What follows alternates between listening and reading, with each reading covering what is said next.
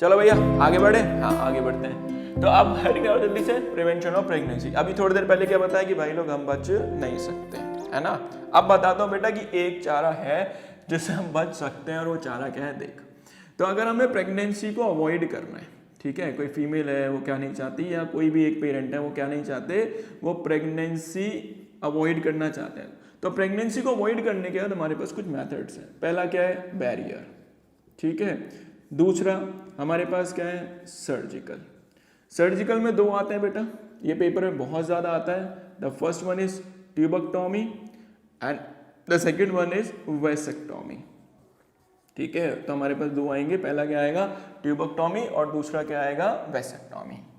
Next जो आता है वो आता है हम लोगों के पास, थोड़ा ज़्यादा पढ़ाऊंगा ताकि आप लोगों को ज़्यादा ज्ञान मिले, ताकि आप लोग कभी गलती ना कर पाए, इम्प्लांट्स, ठीक है। और क्या आता है, चलो एक आता है हमारे पास, एक मेथड होता है जिसको हम क्या बोलते हैं, नॉन मेडिकेटेड। क्या बोलेंगे, नॉन मेडिकेटेड। और एक आ जाएगा हमारे पास जिसको हम क्या बोलेंगे, मेडिकेटेड। सारे बताता हूँ बस तरीके से, एकदम बढ़िया वीडियो देख के जी बच जाएगा, ठीक है भाई मेरे, याद रखियो।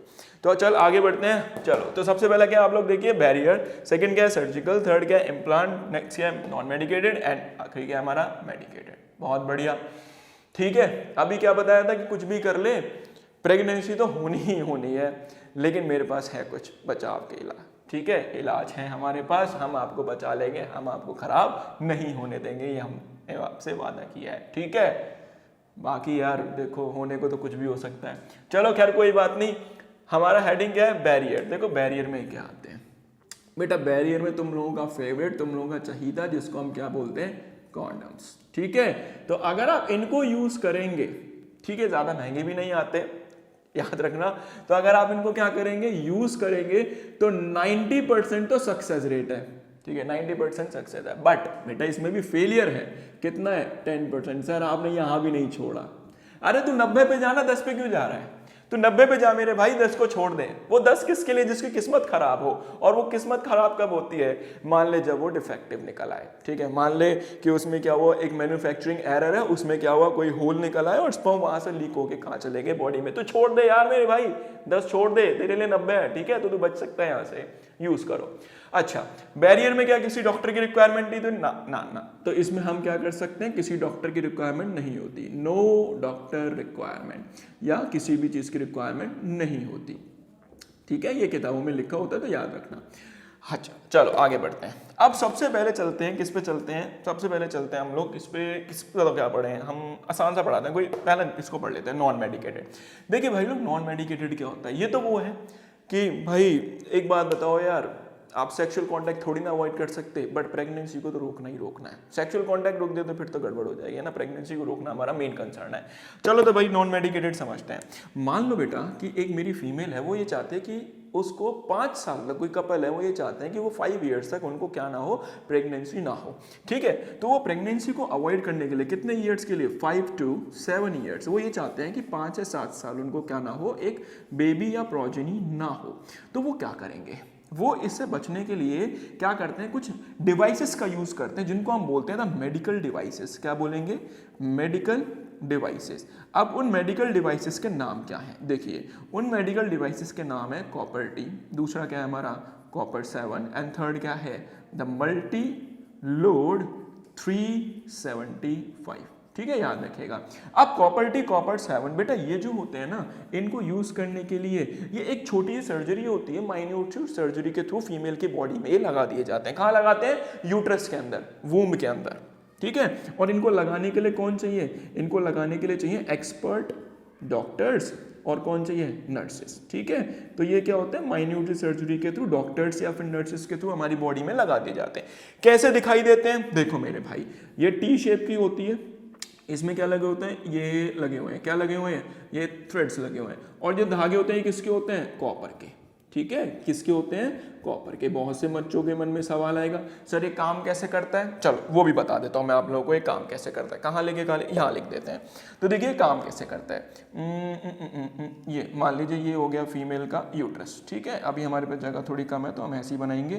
तो ये लगा दिया हमने कॉपर टी, ये लगा दिया हमने क्या, ये लगा दिया हमने अपने कॉपर टी।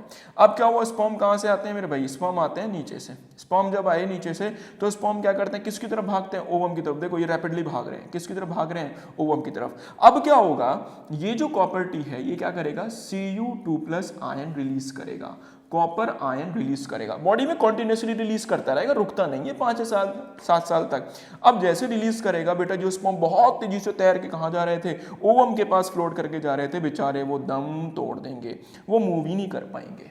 बात समझ आई। तो एक काम क्या करता है, ये क्या काम करता है, सप्रेस द मोटिलिटी। क्या काम करेगा, सप्रेस द मोटिलिटी। मोटिलिटी का मतलब जो मूवमेंट कर रहा था ना, स्पर्म मूव करके जो बहुत तेजी से जा रहा था, उसकी मोटिलिटी को रोक देगा। I hope non medicated clear हो गया, वो सारे ऐसे ही काम करते हैं। क्लियर है, हाँ जी क्लियर है। अब आते हैं हम लोग किस पे आते हैं, अब चलते हैं चलो मेडिकेटेड पे। मेडिकेटेड का सीधा मतलब है यहाँ पे हम लोग क्या देने वाले हैं, आप लोगों को मेडिसिन के बारे में बताने वाले हैं। तो बेटा मेडिकेटेड में क्या होने वाला है, मेडिकेटेड में हम लोग किसके बारे में पढ़ने वाले हैं, मेडिसिन। ठीक है, तो मेडिकेटेड में क्या होने वाला है, मेडिसिन, दवाइयाँ होने वाली हैं। अब वो कौन कौन सी दवाइयाँ हैं उनके बारे में बता देता हूँ। देखो, तो इसमें जो मेडिसिन आती हैं, ठीक है, इसमें जो मेडिसिन आती हैं, one of the most famous medicine जिसको हम बोलते हैं सहेली। ठीक है भाई। दूसरी जो आती है हम लोगों के लिए जानकारी बनाने के लिए, दैट इज अनवांटेड 72। ठीक है भाई, मैं आपको बस ये 2 ही मेडिसिन के बारे में बताऊंगा।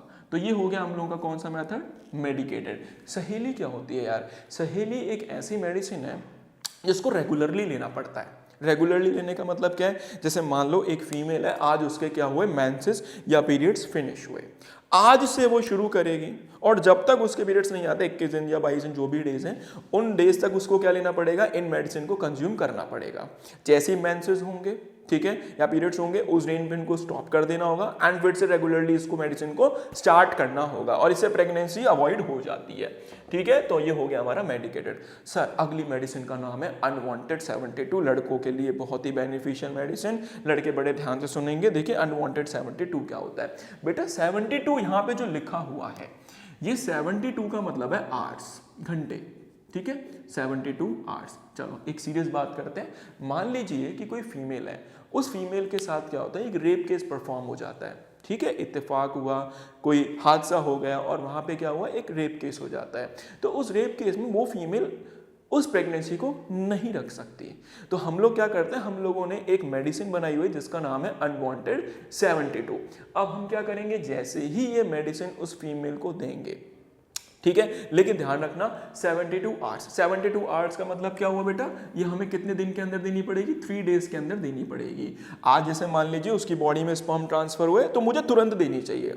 ठीक है, अगर मैं क्या करूंगा, इस मेडिसिन को डिले करूंगा तो इसका असर कम हो जाता है। तो आप लोगों को क्या करना है, प्रेगनेंसी को अवॉइड करने के लिए, जैसे ही अगर कोई फीमेल आपको लगा कि हाँ इनके साथ कोई प्रॉब्लम हो गई है, तो आप उसको तुरंत एडमिनिस्टर कर दें। अब वो कब देनी है आपको, 3 दिन से पहले देनी है। 3 दिन के बाद इसका कोई इफेक्ट नहीं आने वाला, ध्यान रखना मेरे भाई।